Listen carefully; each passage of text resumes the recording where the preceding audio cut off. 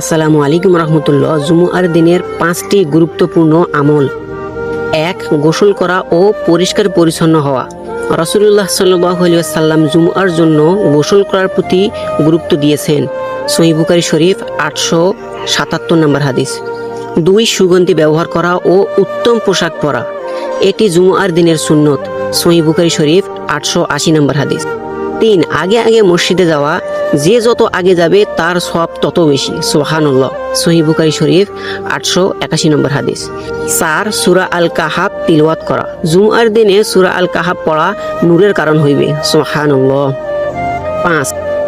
রাসূলুল্লাহ সাল্লাল্লাহু আলাইহি ওয়াসাল্লাম এর উপর বেশি বেশি দরুদ পাঠ করা এবং দোয়া করা।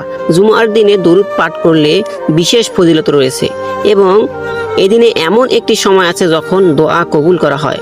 সুনানে আবু দাউদ, সহিহ মুসলিম শরীফ 852 নম্বর হাদিস। আল্লাহ তাআলা আমাদের সবাইকে জুমআর দিনের সুন্নতগুলো আমল করার তৌফিক দান করুক। আমিন।